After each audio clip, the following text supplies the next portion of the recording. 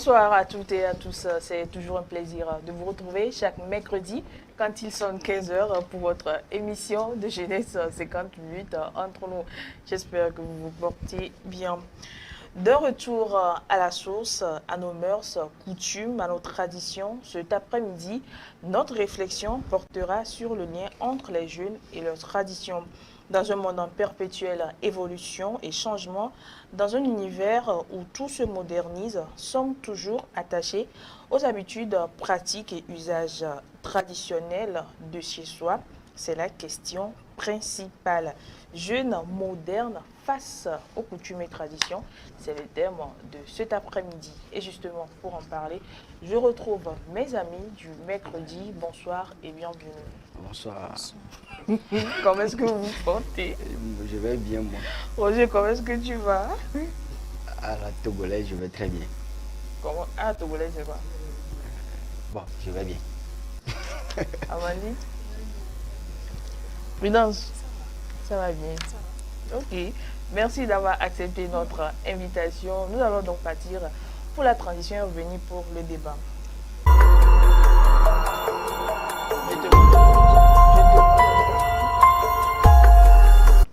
Retour sur ce plateau, je l'annonçais à l'instant, il est question d'us, de coutumes, de tradition, de savoir-faire, de chez soi.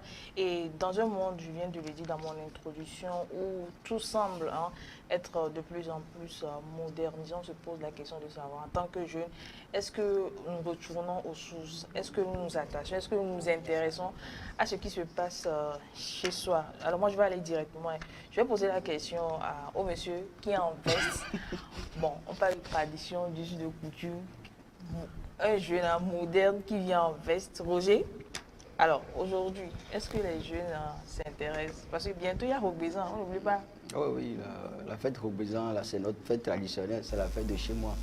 Voilà, est-ce que les jeunes aujourd'hui s'intéressent à la tradition, aux coutumes de chez eux? Ok, d'accord.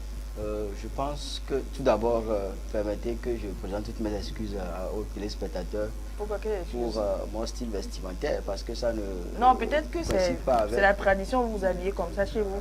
Non, On ne te lance pas la pierre, hein? Selon notre tradition, on s'habille Ou bien peut-être c'est... comme vous voyez, oui, comme vous êtes habillé. Non, non, non, non. C'est pareil Non, chez nous non, aussi. non. Il faut qu'on éclaire bien nos téléspectateurs. Peut-être que cette année, chez vous, peut-être la fête Au nom, Robinson au nom 2024, de la modernisation, bien quoi. Non, c'est le style reste inchangeable. En fait, Ok.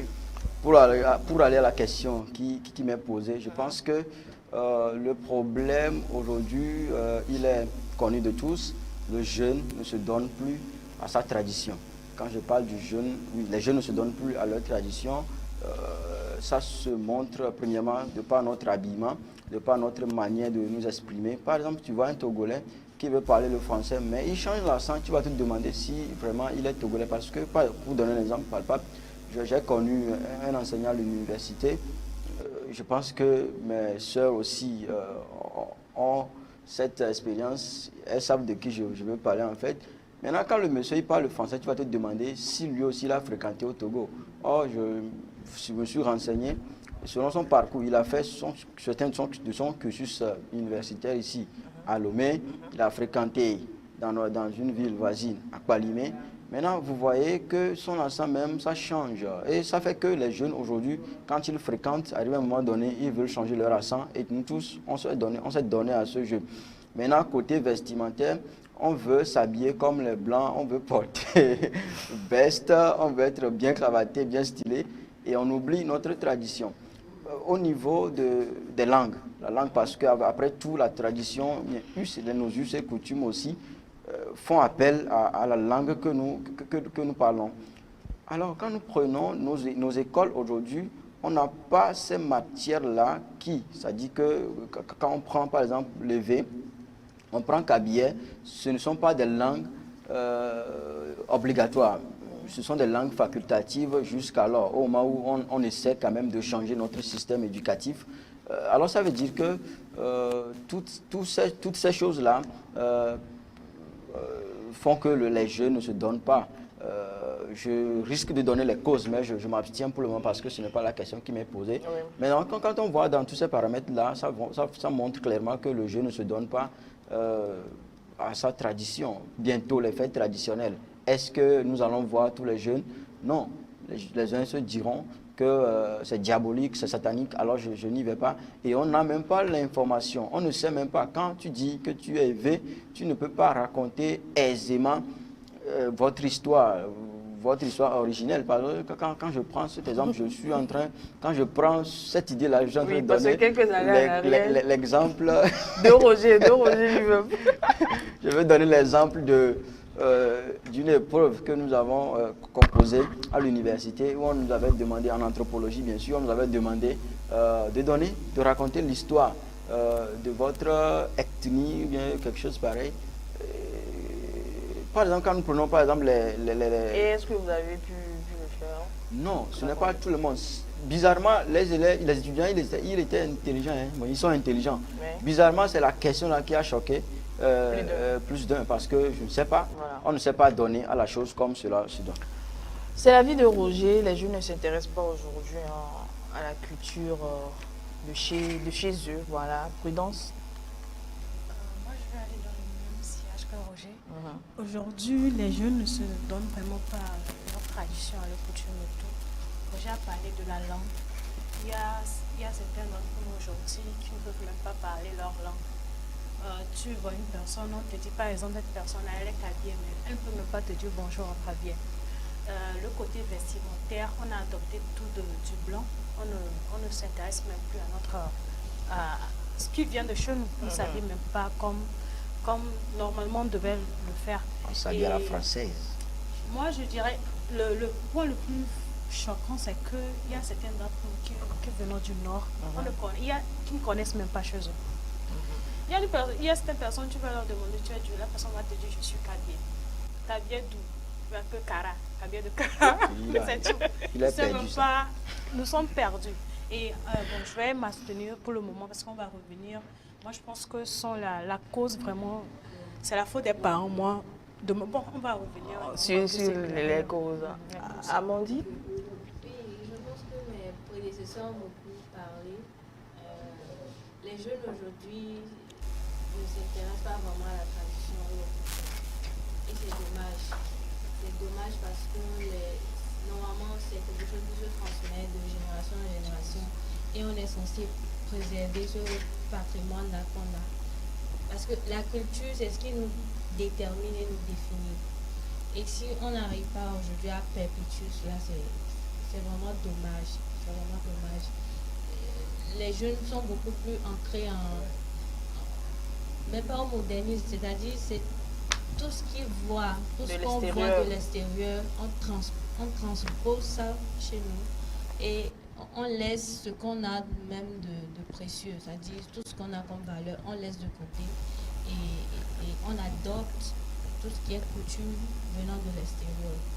Et je peux dire aussi que il y a une amalgame qui se fait entre coutume, tradition et sorcellerie, c'est-à-dire certaines pratiques occultes.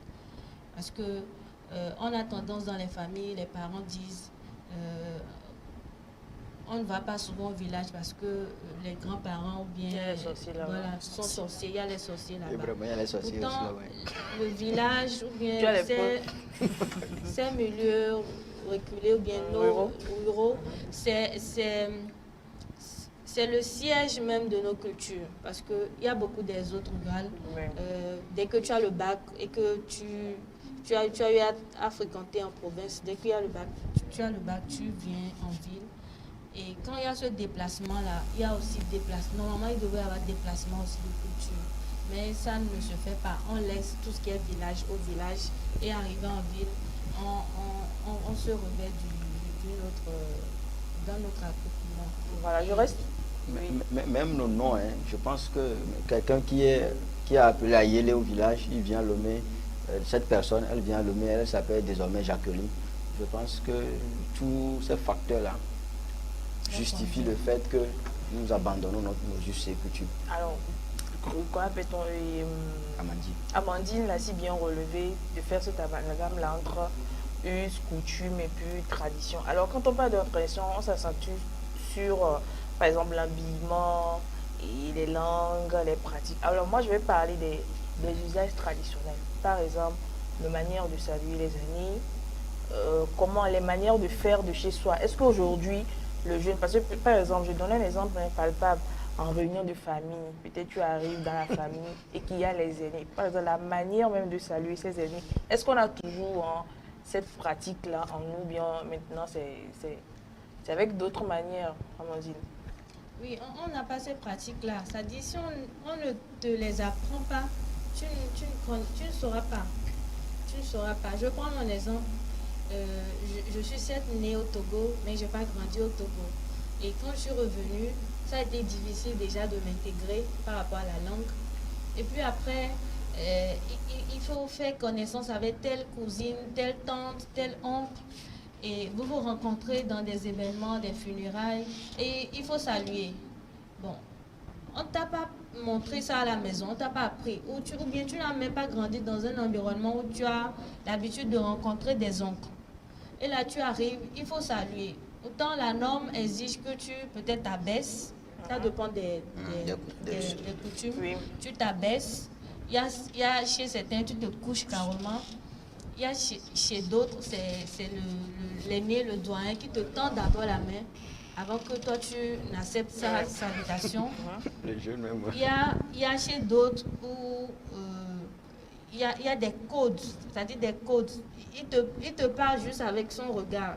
Il te dit si il est apte à ce que tu fasses le pas pour saluer. Et il y a toutes ces choses-là. Et en termes de regard, nous, hommes africains, sommes championnes nationales. Il y a tout ça qu'on ne sait pas parce qu'on ne les a pas appris. Donc, c'est dommage. Alors, Roger? Oui, je pense que c'est un fait qui est à déplorer parce que aujourd'hui, quand nous prenons par exemple la manière de saluer la salutation, ça ne répond plus aux critères de jadis. C'est-à-dire que, par exemple, dans notre tradition, pour saluer quelqu'un qui est plus âgé que toi, il va falloir que tu t'abaisses. Il y a aussi une manière, on ne dit pas bonjour, on ne dit pas bonsoir. Il y a des gens qui disent isobédor. Maintenant, quand un jeune fait face à cela, il ne sait pas quand est-ce qu'il faut dire isobédor, quand est-ce qu'il faut dire isobédor. Donc, pour couper court, on dit bonjour, on dit bonsoir. Maintenant, là où ça choque un peu, c'est l'histoire d'un monsieur il était papa d'une très charmante demoiselle. Maintenant, il y a un jeune homme qui avait voulu demander la main. C'est pas ton histoire par hasard? Non. Okay. Alors, le jeune était allé chez son futur beau-père et maintenant, on lui a demandé de saluer. Il a dit bonjour. Donc, à cause de ça seul, il y a un mauvais regard sur le gars. Je pense que l'histoire va paraître fictive, mais c'est réel. Donc, ça veut dire que la salutation aussi compte. C'est-à-dire que, premièrement, quand tu salues quelqu'un, on doit sentir, si tu es Mouba, on sent que la personne là, elle est Mouba. Quand tu salues... Pourquoi avoir choisi l'ethnie Mouba? Non, c'est un exemple. Okay. Quand tu salues la personne, on doit savoir en même temps que tu es de là. Par exemple, je pouvais même me rappeler l'histoire de nos parents. Mon papa, par exemple, qui saluait les gens, il disait Kodjo et blanc, des choses comme ça, même que nous, on n'arrive même pas à connaître, on n'arrive même pas à comprendre. Parce que les parents ne nous ont pas légué ces connaissances-là. Et d'un jour à l'autre, je pense que ça risque d'être coupé comme cela se fait aujourd'hui. Donc, côté salutation, je pense que ça reste aussi à désirer. Voilà, prudence, ce que je constate, c'est qu'en termes de cause, on jette toujours le discrédit sur les parents. C'est les parents qui vraiment les parents ne nous ont pas transmis ces usages, ou bien c'est nous qui vraiment on n'a pas voulu les mettre en pratique. La base, c'est quoi? L'éducation, elle se transmet. Et quand tu es né, quand comment dire, répétez-moi le mot. Quand on accuse les parents, c'est que quoi? Tu es né dans une famille. C'est ton parent qui doit t'éduquer, te montrer ce que c'est, comment on vit chez toi. Déjà, ton parent même, il fuit le village. Il ne connaît peut-être même qu'il ne connaît. Depuis qu'il a quitté le village pour venir à Lomé se chercher, il n'est même plus retourné. Il faut dire les jeunes parents. Non, il y a même Des parents âgés, depuis qu'ils ont quitté leur village pour venir se chercher à Lomé, ils ne sont même plus retournés. Parce qu'on dit qu'il y a des sorciers et tout. Déjà, toi, le parent ne retourne pas. Tu es à Lomé avec ton papa. Qu'est-ce qu'il va te montrer quand tu ne comprends pas ta langue? Tu ne sais même pas comment on vit chez toi. Donc, c'est la cause. Bon, dans le cas, je dirais aussi qu'il y a les jeunes. Ton papa peut être une personne qui aime sa tradition, qui te montre ce qu'il faut faire et tout. Mais toi-même, peut-être, bon, tu ne te donnes pas à ça. Parce qu'il y a, déjà, même il y a la paresse. La langue, tu ne comprends pas. Comment saluer chez toi? Bien que à partir aux fêtes traditionnelles et tout ça, là, tu t'en fous. Le parent peut te dire que mais toi-même, ça tu ne t'adonnes pas. Mais la plus grande cause, ce sont les parents. Parce que l'éducation, ça se transmet. Si le papa ne te transmet pas, ne mets pas l'éducation là en toi, tu n'auras pas cette facilité de le faire ressentir. Voilà. Je peux le dire ainsi. Amandine, à part les parents, quelles en sont les causes? La majorité, ce sont les parents, franchement. Et puis, il y a de ces jeunes-là même qui ne s'intéressent pas à ces choses. Parce qu'on peut bien lui parler dans sa langue à la maison. Il peut accompagner papa, maman à chaque fois à des réunions de famille et tout. Mais il s'en fiche pas mal. Soit il est récalcitrant, c'est-à-dire il ne veut pas s'adonner à ça, ou soit il est désintéressé carrément. Donc, pour ce cas-là, on aura beau faire, il ne va pas s'intéresser. Voilà. Est-ce que, bon, a priori, ce sont les parents. De base, ce sont les parents parce que ils n'arrivent pas. Prenons l'exemple de ces parents qui parlent la langue française, par exemple, à leurs enfants, à la maison, uniquement que ça. Maintenant, en dehors des parents, il y a nous-mêmes les jeunes, bien disons la société, de façon générale la société, qui a un mauvais regard sur ceux qui se donnent à la tradition, bien aux us et coutumes de chez lui. Par exemple, c'est facile, hein, si vous avez décidé de porter les costumes chaque jour, on va vous apprécier. Mais osez pour porter les habits de chez vous, on va dire, toi tu es villageois. C'est de cette même manière que nous jugeons nos parents. Quand papa porte par exemple un pantalon qui est vraiment ample, on dit papa est encore pémé. Donc on dit, ça veut dire que nous-mêmes, on a des préjugés, on a une mauvaise image sur... on ne valorise pas. On ne valorise pas nos us et coutumes. Donc ça fait que ça devient un sujet de honte, de dévalorisation, de mépris même d'ailleurs, en ce qui concerne nos us et coutumes. En dehors de ça, je l'avais déjà dit, il y a aussi la part du gouvernement. On n'est pas en train de le critiquer, mais on est juste en train de dire les choses telles qu'elles sont. Il va falloir qu'on pense à cela. C'est dommage qu'un élève prenne la parole et puis il s'exprime bien en langue d'autrui. Il prend par exemple la langue de Molière, il est bien dedans. Il prend Shakespeare, la langue de Shakespeare, il est bien dedans. Mais quand tu lui demandes maintenant de parler, de faire une phrase seulement de sujet, verbe et complément de chez lui, dans la langue de chez lui, il en sera incapable. Donc ça veut dire que d'un jour à l'autre, on risque de ne plus que les traces même de nos us et coutumes n'existent plus. Donc ça veut dire que ça risque, ça reste à désirer. Nous devons surtout penser à cela et remédier à ce mal. Donc je me résume, le gouvernement a sa part dedans, les jeunes, mais la société aussi a sa part. Et pour terminer, les parents qui doivent commencer par inculquer ces valeurs en leurs enfants. Voilà, parents, gouvernement et que sais-je encore, qui en sont les causes du fait que les jeunes se désintéressent à leur culture. Alors, je l'ai dit dans mon introduction, aujourd'hui, la société elle se modernise et nous avons plusieurs religions. Il y a le christianisme, il y a l'islam, le bouddhisme et que sais-je encore. Alors, est-ce qu'on peut dire que la religion aujourd'hui a un impact? Puisqu'on a dit, le fait peut-être de penser même d'aller au village, on dit c'est là qu'il y a les sorciers. Ou bien le fait même de certaines pratiques de chez nous. Prenons un exemple très simple, les fêtes traditionnelles par exemple. Voilà. Nous savons qu'avant le côté festif, l'apothéose, il y a des cérémonies qui se font et tout ça là. Alors, Amandine, en tant que peut-être jeune religieux qui va à l'église, participe ou bien est-ce que, bref, participer bien la religion peut être l'une des causes du fait qu'aujourd'hui, les jeunes se désintéressent à leur culture. Oui, là, on ne peut pas dire elle peut être l'une des causes. La religion est l'une même des causes de ce frein-là à connaître sa culture et ses traditions. D'abord, il y a une chose. Moi, il y a un phénomène maintenant d'églises qui naissent un peu partout. Je sais que c'est peut-être une parenthèse, mais permettez-moi. Je ne sais pas d'où ces églises-là sortent. C'est-à-dire, quelles sont les règles qui régissent ces églises-là, qui sortent d'un peu partout. On voit dans les garages. Ouais, 2 semaines après, il y a une église là qui s'installe. Ces églises-là, qu'est-ce qu'ils enseignent aux gens? Dieu pasteur, dis-nous. Parce qu'on risque de tirer sur les hommes de Dieu ici.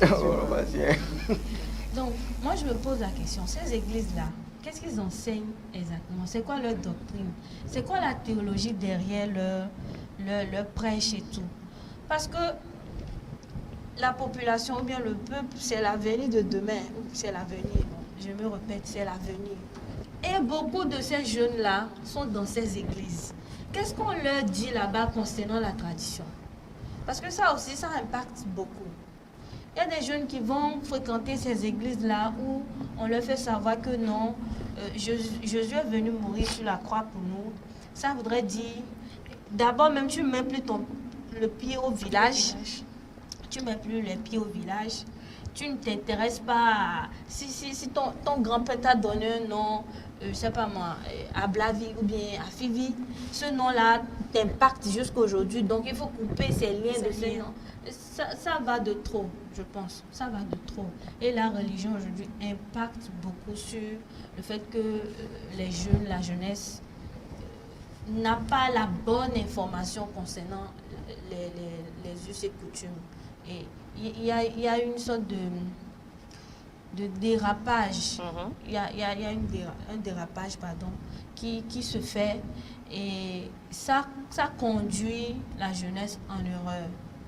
Même si dans la Bible, on a dit « mon peuple périt faute de connaissance », c'est vrai. C'est vrai, on ne peut pas écouter n'importe qui concernant la religion. C'est pas parce que le monsieur, il a fait 6 mois au Nigeria, il est revenu, il a un certain charisme, à prêcher, il s'exprime très bien. Donc, il construit son église, c'est un business. Du jour au lendemain, il y a 10 000 fidèles et on vous dit, bon, ce que vous faisiez, ce que vos parents faisaient depuis des années, bon, aujourd'hui, vous ne le faites plus. Tu fréquentes ces églises-là et tu as un enfant, 2 enfants, c'est les mêmes choses que tu vas inculquer à tes enfants. Et ainsi de suite, et on se perd carrément. Donc je pense que la religion impacte d'une certaine façon négativement la grande partie de la population. Voilà, Roger, je pense... c'est que tu fréquentes, tu vas beaucoup à l'église. Oui, et que tu aspires même à être pasteur. Je suis un fidèle. Je suis un fidèle à Dieu, mais il va falloir qu'on dise les choses telles qu'elles sont. Bon, en tout cas, ça ne veut pas dire que je rejoins Amandine quand elle dit que les églises sont l'une des causes de ce facteur. Non, moi je dirais plutôt la mauvaise information en ce qui concerne la religion. Quand je parle de la religion, je vais parler du christianisme, de l'islam, du bouddhisme, etc. Mais je vais juste appesantir mon analyse sur les 2 religions les plus connues. Il s'agit du christianisme et de l'islam. En fait, quand nous prenons par exemple le christianisme, aucun prêtre ne viendra, aucun pasteur ou qui d'autre ne viendra devant pour dire reniez vos traditions.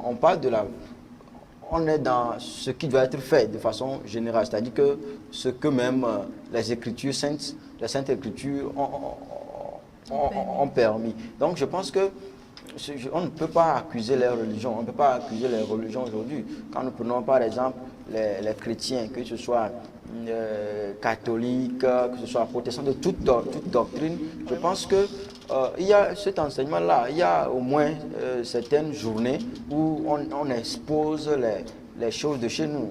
On permet par exemple aux gens de s'habiller en tradition, de s'habiller selon nos cultures et traditions. Donc je dis, quand on est en train de faire ça, c'est une manière de montrer aux gens que la Bible, bien sûr, mais la religion, par exemple le christianisme, ne vient pas. C'est-à-dire que ce n'est pas le propre de l'Africain, mais nous sommes en train d'adorer un Dieu qui nous est parvenu de par les Blancs, comme on a l'habitude de le dire.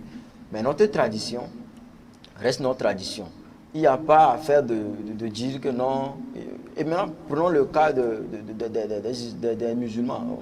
Si vous allez à la mosquée, par exemple, je ne pense pas que l'imam viendra avec une veste, en étant habillé en veste. Il est dans son truc là, je ne sais pas comment, j'oublie un peu le nom.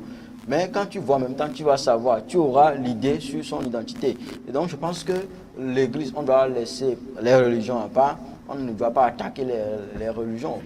Même si nous prenons, par exemple, l'animisme, ou bien, oui, nos pratiques, même africaines, il y a cette manière, ça se montre clairement, on se donne. Eux-mêmes, pour eux, c'est facile. Donc, je pense que c'est pour cette raison que l'on n'en parle pas. Je pense que pour eux-mêmes, c'est facile, ils se donnent très rapidement au truc. Le problème même, c'est le jeune. Le jeune même, il est désintéressé. Il ne veut pas se donner à la chose. Par exemple, j'ai déjà donné plusieurs exemples ici, donc laissons pour le moment, laissons les églises, les mosquées, etc. tranquilles. Voilà, Roger dit de laisser les églises tranquilles. Est-ce que c'est la vie de prudence? Bon, moi, je suis un peu du même avis que, mais je vais parler comme je dis. Aujourd'hui, on confond tout. La tradition, la religion, on confond tout. Le blanc, il a sa tradition, il a sa religion. Nous, Africains, nous avons notre tradition, nous avons notre religion. Le blanc, la religion, moi, je vais plus m'appesantir sur la religion chrétienne, parce que je suis chrétienne. La religion chrétienne vient de l'extérieur. Et nous avons notre tradition. Aujourd'hui, je dirais oui, la religion est un peu un frein. Parce que les jeunes ne s'intéressent plus à leur tradition. Pourquoi? À la mauvaise information. On ne s'informe pas, on prend tout.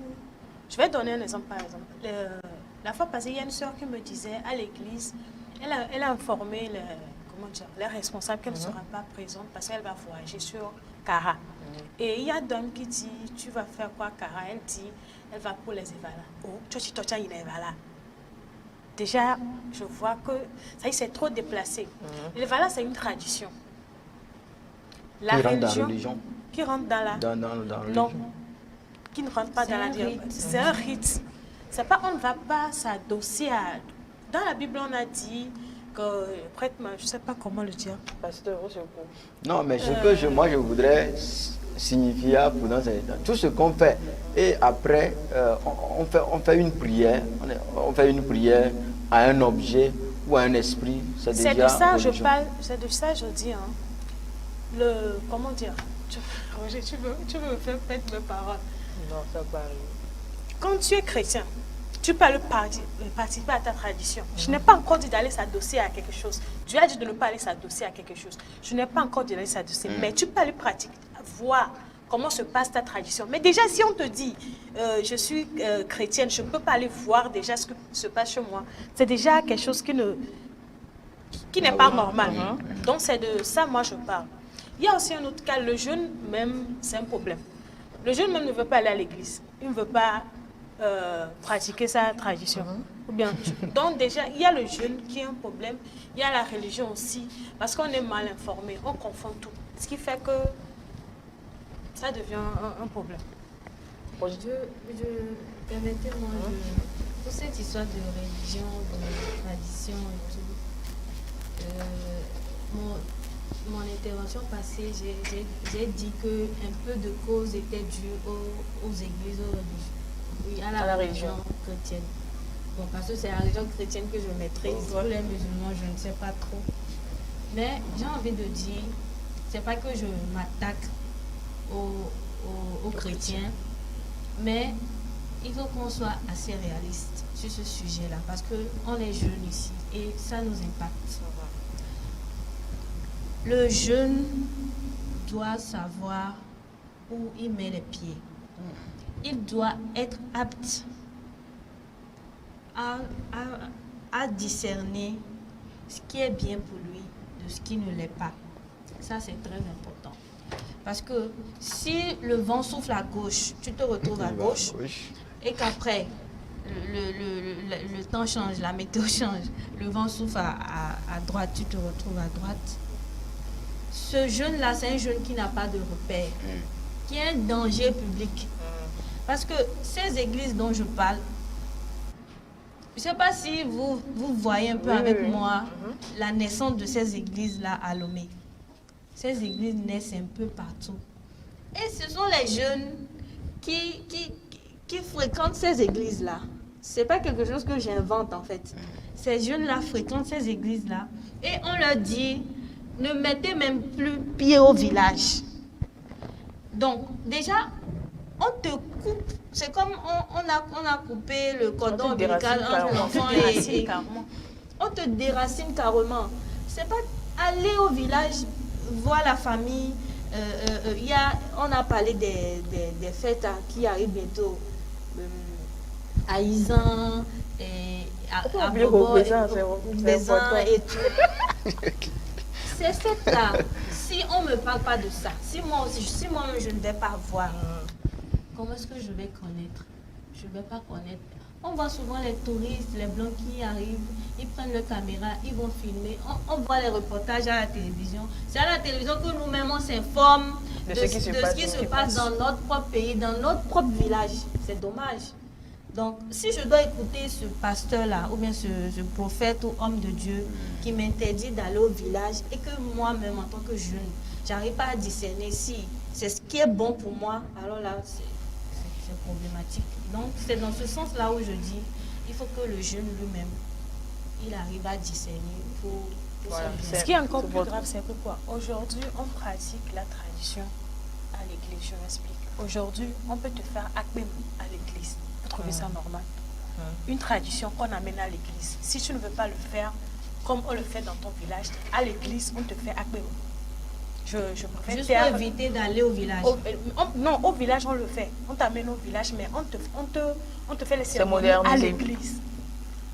En fait, on ne va pas s'attaquer aux admettons rites que initiatiques oui, de manière particulière. oui, de manière particulière. Mais admettons que certains de nos rythmes, même, bon, je l'avais dit sur ce plateau, que certains de ces rythmes-là, ça ne répond pas vraiment à moi, en tout cas, à ce qui me concerne, ça ne répond pas à la dignité humaine. Parce que, par exemple, nous prenons certains rythmes traditionnels où on expose la nudité, par exemple, de la jeune fille. Si ça ne tenait qu'à moi, ça met... c'est pas bon, ça dévalorise sa personne. Maintenant, quand on veut, parce que d'après ce que dit Prudence, si on veut par exemple faire ces trucs-là dans une église, je pense que l'histoire, parce que je l'avais déjà dit, que tout ce que nous faisons et on exauce un Dieu ou on exauce une prière, comment appelle-t-on, un esprit, je pense que déjà c'est la religion, parce que la religion, après tout, c'est ce en quoi tu fais confiance, c'est ce que tu crois. Donc je pense que si tu fais confiance déjà à quelque chose, si déjà tu te confies à travers ces rythmes-là, tu te confies à quelque chose, ou bien un esprit, là c'est le côté religieux. Notre problème le majeur, c'est qu'aujourd'hui, nous ne mettons pas la différence, on ne fait pas le distinguo entre la religion et la tradition. Pour chuter, j'avais demandé à un homme de Dieu de nous enseigner sur tradition et religion. Ça fait pratiquement 4 ans. Je ne sais pas si finalement les fidèles ont eu cet enseignement. On ne nous a pas fait cela. Donc je pense que c'est un gros problème. Même les hommes de Dieu, ils ne maîtrisent pas ce sujet. Donc je pense que dans leur école de la théologie, il va falloir qu'on leur enseigne cela aussi. Alors on se dit qu'aujourd'hui les jeunes ne s'intéressent pas à la tradition, aux us et aux coutumes de chez eux. Alors qu'est-ce qu'il faut faire? Qu'est-ce qu'il faut faire pour qu'un temps soit ancré? Parce qu'il y a également un point qu'on n'a pas relevé, c'est-à-dire qu'on s'intéresse, même entre Africains, peut-être que je suis de Tablibo, mais j'aime bien ce que les Nigériens, ou bien par exemple les Béninois font dans leur manière de s'habiller. C'est-à-dire qu'on ne s'habille même pas de manière authentique. On s'intéresse à ce que peut-être l'autre frère africain fait, on ne s'intéresse pas à nos propres manières de se faire. Alors aujourd'hui, qu'est-ce qu'il faut faire pour que nous les jeunes nous intéressons un temps soit peu à nos traditions. Prudence. Il faut revenir à la source. On va ramasser nos affaires et aller au village. Comme on a dit à l'église, quittez vos maisons comme Abraham a quitté sa maison. Quelqu'un est dans la maison. Ils sont plus partis au village, ça fait 15 ans, 10 ans, là, pardon, retourner. Allez voir ce qui se fait chez vous. Les parents qui n'amènent pas leurs enfants au village, soit disant qu'il y a les sorciers. Ils sont en période de vacances. C'est le moment. Amener les enfants, montrer ce qu'il faut faire. On n'a pas dit d'aller se mettre en genou sur soit un arbre, d'adorer une pierre. On a dit d'amener les enfants, leur montrer ce qui se passe chez eux. Au moins, c'est la base. C'est la base. Et éduquer les enfants sur la langue. La langue, c'est important. Tu es d'où, tu ne comprends pas ta langue. Vraiment, ça, moi, je pense que c'est la base même. La langue, c'est la base. Donc, retournez à la source. Prenez vos affaires pour partir au village. Ça fait rire, mais c'est une réalité. Roger? Oui, je l'avais dit dans mon analyse, il va falloir qu'on introduise nos langues dans le système éducatif comme matière facultative, comme matière obligatoire. Et les parents, s'il vous plaît, on n'a plus besoin du français dans la famille. Déjà, l'enfant, il apprend la langue française à l'école, donc il va falloir lui parler dans votre langue traditionnelle à la maison.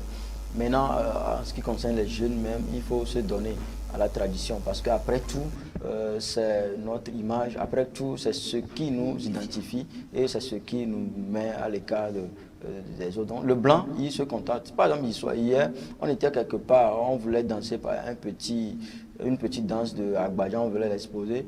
Et c'est moi qui étais le chairman le plus talentueux.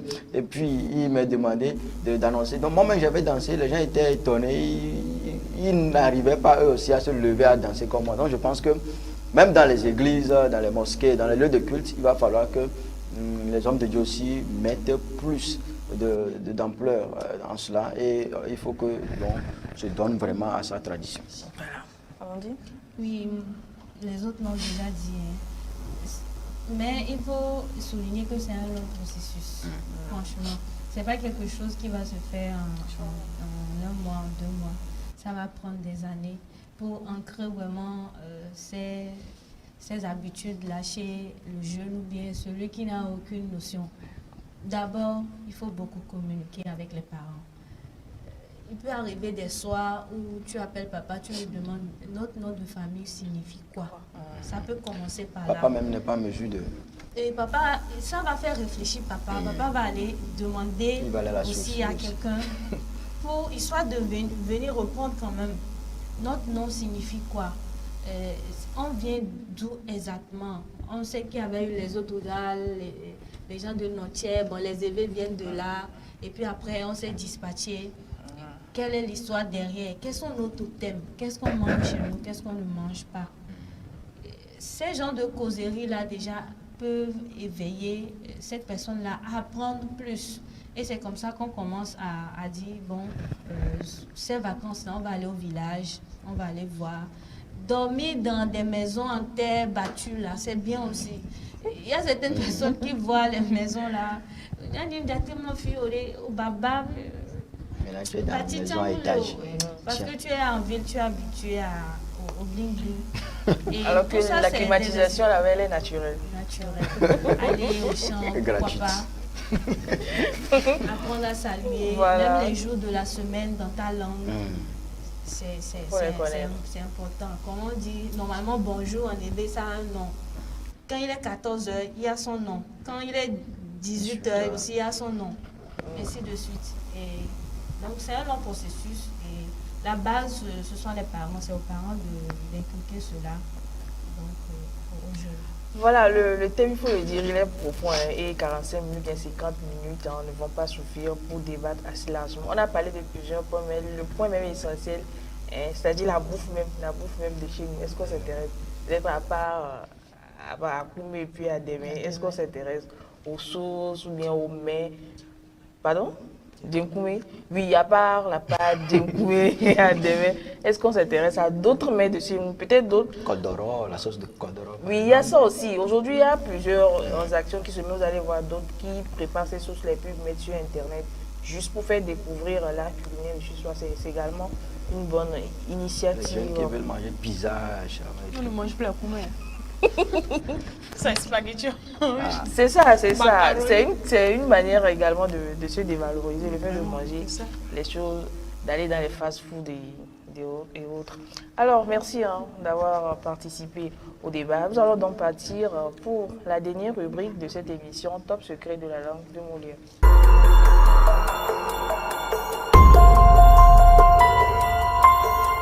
Bonsoir et bienvenue dans notre rubrique Top secret de la langue de Molière. Bonsoir à Asiram Somali Reynolds. Nous passons premièrement par les expressions du jour. Aujourd'hui encore, nous en avons deux. Il s'agit premièrement de passer de la pommade à quelqu'un. Passer de la pommade à quelqu'un veut dire flatter la personne ou lui faire des compliments afin d'en tirer profit. On peut donner des exemples. Il y a des exemples banals.